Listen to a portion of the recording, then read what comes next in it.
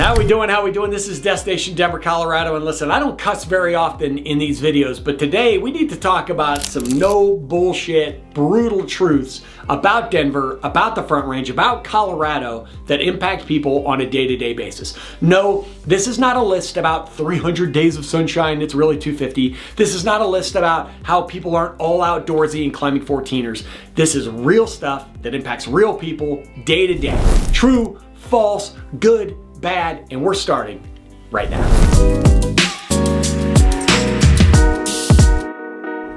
All right, this is Destination Denver, Colorado. I'm your host, Jimmy Everett, and as much as I enjoy helping people move here each and every day, I also love the conversations I have with individuals.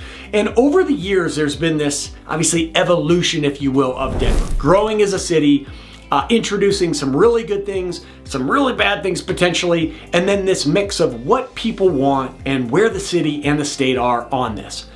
So this is going to be a mix of some heavy and some reality check. And some of it is true, some of it is false, some of this narrative is on point. And so we begin first and foremost with the political frequencies, or kind of the difference in political aspects at play in Colorado. So you have this consistent friction between the progressive elements of Denver and then your more fiscally moderate, maybe libertarian leaning state legislation. And this dynamic has created this volatile, unpredictable landscape for residents and businesses alike. So first you have just plain fiscal policy, and trust me, I'll be fast on this, don't panic. But there's this disagreement over the Taxpayers' Bill of Rights. That's TABOR for Colorado. Denver voters and certain cities around Denver, man, they want these city spending increases. They want certain elements of their city. Meanwhile, state voters are like, wait a minute, if there's a surplus, we want money back. We don't want to spend money on these elements. So this creates conflict between these cities' budgets. What does Denver want? What do these local suburbs want in comparison to the entire state? And you don't have to go very far outside of Denver to face different political climates. It's not as though just the entire Front Range, or all of Colorado for that matter, is blue by any means. I mean, even looking at counties like Douglas County to the south has distinctly different policies and the way they approach things as maybe a Jefferson County where I live, or an Adams County to the north. There's also friction about the decisions that some of these bureaus and these politicians are making. So for instance, we have had a pretty significant migrant problem here in Denver. And as someone who's married to a Venezuelan, who is someone whose family are Venezuelan migrants, this has been a very tricky situation to navigate. So in response to the arrival of tens of thousands of migrants, Denver started redirecting tens of millions of dollars from existing city services. We're talking parks, recreation, all of these, to funding. In 2024 and 2025, Mayor Mike Johnson down in Denver publicly announced that they were moving $180 million towards helping these people, this migrant influx. Now, you will have this kind of humanitarian crisis, let's face it, where what were the options? Do we spend the money and help these people, or do we leave them literally out in the cold? And that is where this massive divide came from, because in a utopian world, you have the money to help the people, or it's not a problem in the first place. But the fact is, it hit Denver, it was a reality. You also have a lot of regulatory whiplash. So you have Denver City Council frequently passing local ordinances that are later challenged and preemptive by state law. So this is a reoccurring theme in that battle. So if your idea is that Denver is all blue and that's the only way to go, that's not really the case. There is this friction that we could say working through or struggling with. But let's move on to a funner topic, like crime. So I hear a lot of feedback about how dangerous Denver is. And listen, I will not hide from it. For a while there, things were getting pretty spooky in certain areas of Denver. Now, if we're looking at serious violent crime, statistically, it's down. It's down significantly in Denver. In fact, the homicide rate this year, as of this month, based on Denver Police Department stats, is the lowest it's been in a decade. Now, that kind of mirrors what you're seeing nationally. So it's not like Denver, again, is the city that's making all this progress. Nationally, those trends are down. In Denver, it is down.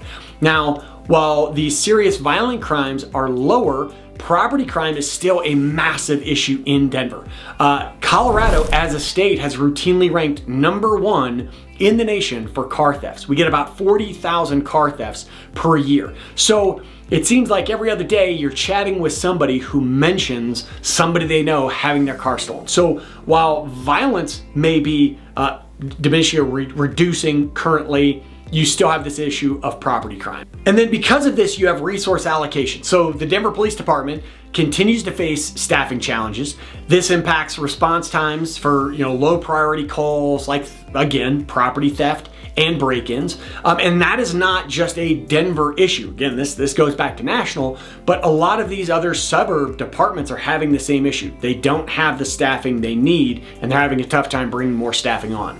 And you'll hear a lot, this kind of leads people to think that some of these crimes aren't being prosecuted properly, when sometimes it is related to a staffing issue. I know we're having so much fun so far, so let's talk about homelessness, because another thing that comes up quite often is the homeless situation in Denver. And again, let's be very honest. During COVID, the homeless situation in Denver got ugly. I mean, tent city chaos. And Denver was one of those cities where, I can't tell you I have all the answers, but whatever that answer was, Denver did not follow it because it became an absolute disaster. People did not want to go to downtown Denver. And so after COVID, you started seeing a lot of these encampments moved, removed, what have you. Now, this jumped again. We talked about the migrant situation here in Denver. You had tens of thousands of people being dropped off. And while the city and local suburbs and communities did all they could to house these people, that certainly increased it. Now, Denver has made a ton of progress on its homeless situation, but we're certainly not there. So first and foremost, the city changed its strategy for addressing homelessness. So this resulted in a physical reduction in invisible encampments. You don't see it that often. However, you do see a higher capacity or more people in these shelters. Let me be very clear. I'm not saying that you will not see homeless people in Denver, and you'll see them in certain areas in large population. What I'm saying is you will not see it at the extent you saw during the height of COVID or soon after. That is the reoccurring talking point that I hear people use, and it's just not the same. Every major metropolitan area in the United States has a homeless situation. I'm not saying that without empathy. I'm saying that Denver is getting back to a place where you're not seeing it as prevalent. And part of the big reason here is that encampments are down again and shelter population is up. So we had this citywide initiative, and that has successfully moved a large number of unsheltered individuals indoors. However, you're seeing this significant decrease in the amount of room that they have in these shelters. And then also there's this challenge of how do you get these people into permanent housing? So first you have the public health component.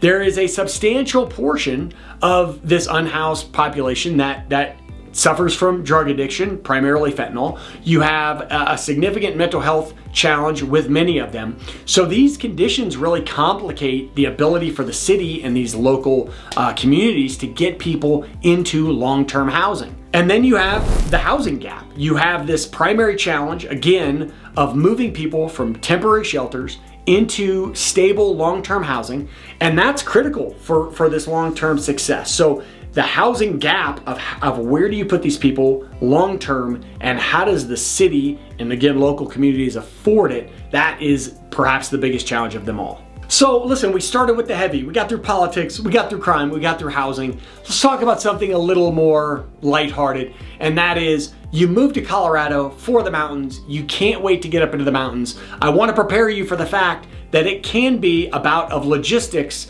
not spontaneity.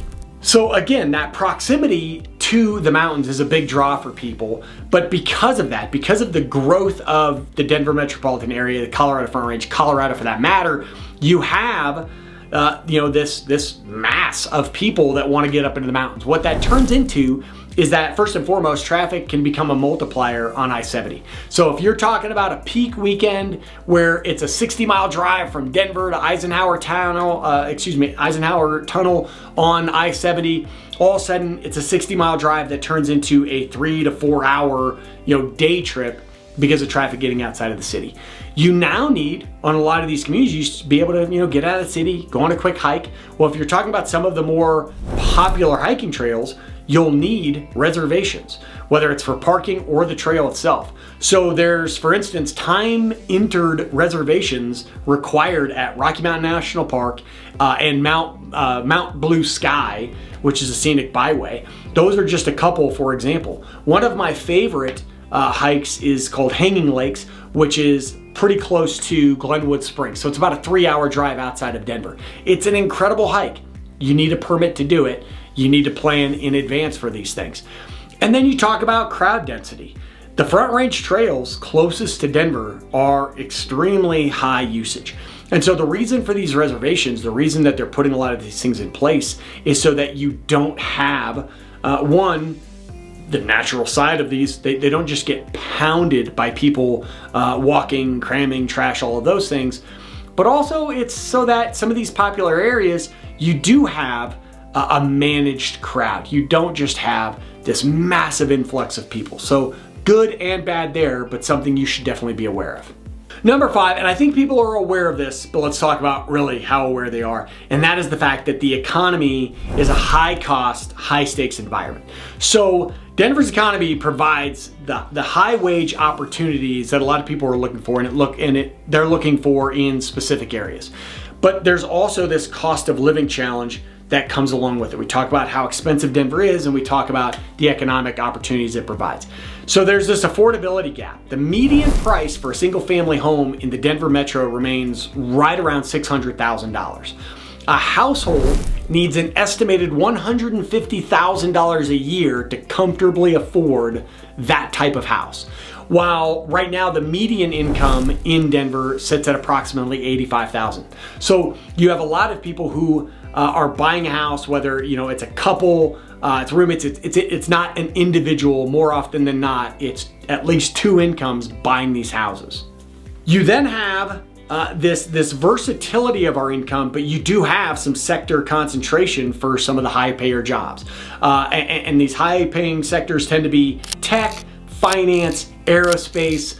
You could throw healthcare in there as well. That tends to be where the higher wages are. Again, Denver and the metro area, the Colorado Front Range, has a pretty diverse economy. There's a lot of different industries, but the higher paying jobs tend to be in concentrated fields. And then there are also these hidden costs that you need to be aware of. So beyond housing, you got residents facing higher costs for utilities, transportation, homeowners insurance has been a big one for people. So there's these other factors that people need to be aware of as they plan their move here. Next up is because of the population influx, because of all the people that have made their way to the Denver metropolitan area, the city's infrastructure is under quite a bit of strain, and this impacts us in a few different ways. So first off, you have the fact that Denver's population has grown by nearly 20% since 2010. That's pretty significant. First, we talk about downtown vacancy. So post-pandemic, you have about 30% office vacancy in the downtown area. So this impacts vibrancy, of economic health in the city's core. You've got the city now exploring these long-term solutions for this. How do we fix this problem? Then you have residential density. So in response to the housing crisis that we've had, both the city and the state have passed these laws that allow individuals to build ADUs, accessory dwelling units. You can build it basically, as long as you have space, anybody could build one in their backyard. Of course, you need the space and you need the money. They run roughly $250,000 to just get started.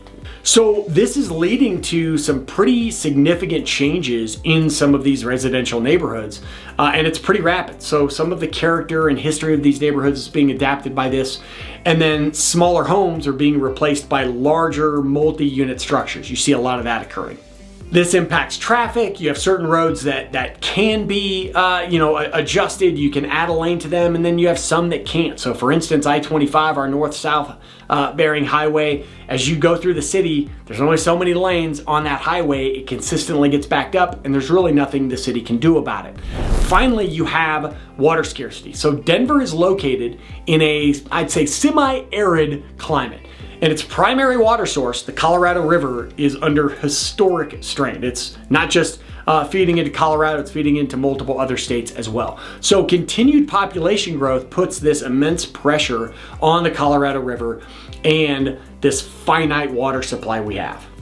The other thing I want to talk about is the social fabric that is defined by this high population growth. So Denver is a city largely composed now of transplants. We joke all the time that, you don't run into a lot of natives anymore. And it does have that transient social environment to it. So first, again, you have a high rate of transient. Census data shows that a large percentage of Denver residents were born in a different state, and this high rate of churn means social networks can be temporary. There's a lot of people that are frequently moving into and out of these areas, and they're doing it for different living opportunities, they're doing it for different job opportunities. So you'll find that a lot of the connections that are made are activity-based connections. The social scene is often built around shared activities like skiing, hiking, craft breweries, mountain biking, you name it.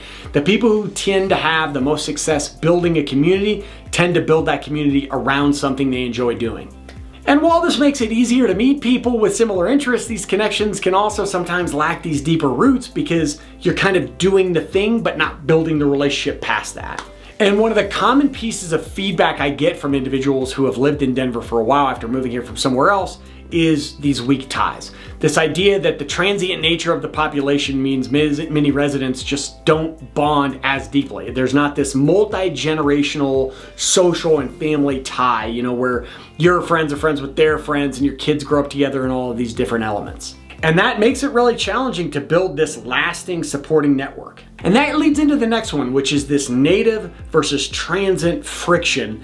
And a lot of this is based on economic challenges, if I'm being real with you. So when we talk about natives and transients, I think there's something to be said for the fact that people who have lived in Colorado for a long time or grew up in Denver, they remember the Denver of their childhood or of their earlier years. They remember a town that was slower, less population.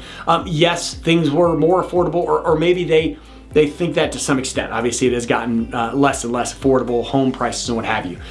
That is the main basis on where this friction comes from. The natives of Denver and of Colorado kind of looking at these transients and saying, you're the reason that things are more expensive now. You're the reason that buying a house is out of reach. You're the reason that rents are more expensive. You're the reason that I can't go out to a bar and buy a $3 beer. Now I got to buy a $7 or $8 beer. And housing is really the flashpoint here. So you have these long-term residents, and they have watched housing prices triple or quadruple over the last 20 years. I mean, it has been a substantial change.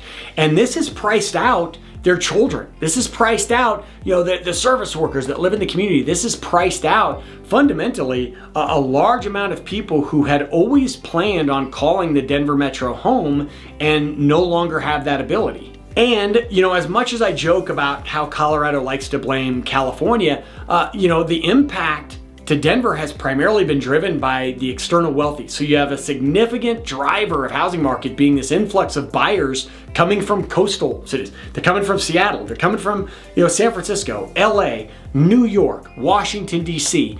And that has pushed these home prices. They're bringing salaries and equity, and that is out of scale from the local wage economy. And then obviously you have a cultural shift. You talk about the tension that also stems from perceived shifts away from this kind of laid back, independent Colorado culture toward a more fast-paced, more competitive culture that maybe the cultural hubs on the coast, I should say, these coastal hubs have. And as we get towards the end, we also need to talk about the environment, and we need to talk about how the environment presents real quality of life and health challenges. During COVID, I remember starting to drive around town, and it occurred much earlier than this, and it's been prevalent throughout the years. But I started noticing, man, you can't look at the mountains or at downtown Denver and just have a clear day where you see these. And I genuinely cannot recall the last time. I live in Lakewood. I live 10 to 15 minutes away from the mountains. I cannot tell you the last time I looked at a clear day of the mountains without some type of haze. Colorado and the Denver Front Range has horrible air quality. The American Lung Association in 2025 reported that Denver and the Aurora area are the 6th worst in the US for high ozone days. And out here, you'll see that summer is kind of characterized by these frequent ozone action alerts. And that's where they're advising you to limit your outdoor activity. And so you have these days where they're telling you, limit your outdoor activity in the type of community where, I mean, it's sunny out. You want to be outdoors a lot here, and yet you have this air quality issue. And as I mentioned earlier, Denver is a high plains desert. It's got this high desert Denver climate. So Denver receives only about 14 inches of precipitation per year. There's not a whole lot here. The climate is extremely dry and extremely sunny, and that high altitude and low humidity contribute to a lot of health issues for some people. And we're also talking about this intense UV radiation that you get here. So when I say you need sunscreen, we're not like joking about it. We're not, put on some sunscreen. Like, you need it. It will fry you. It is unhealthy if you do not. And then the last thing to talk about, and this is really for people who are thinking about moving into the state and who are looking for jobs. The high cost of this area genuinely requires higher paying jobs as you're making this move. A high salary in Denver does not translate to the same quality of life it might in the community or other metropolitan areas that you are living in. So as an example, when we talk about the disparity between salaries, a $150,000 salary in Denver has approximately the same purchasing power for a home as a $100,000 salary in St. Louis. And that is once you're factoring in housing, taxes, and insurance.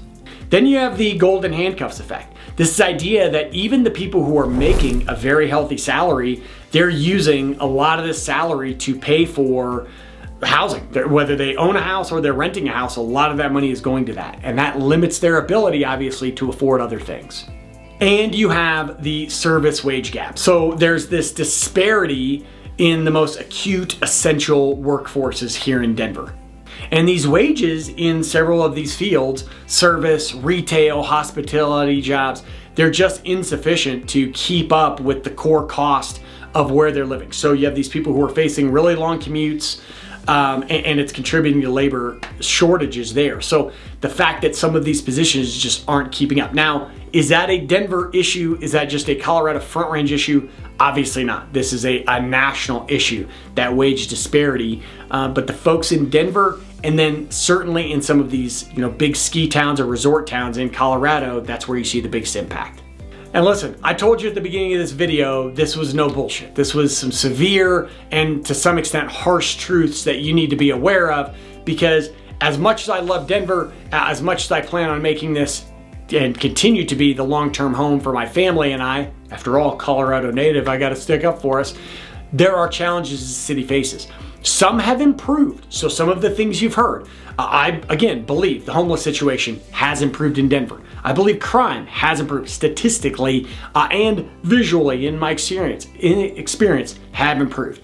We still have massive political friction, not that that doesn't exist anymore or anywhere else. We still have massive affordability issues. We have this tension native to transient. That's a real thing. Building these bonds within our community, a challenging thing.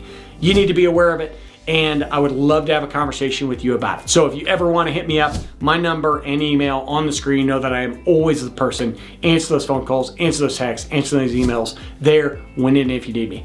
This is Destination Denver, Colorado. I'm your host, Jimmy Everett. That was 10 brutal truths of Denver, Colorado, the no bullshit edition. Until I see you next time, peace.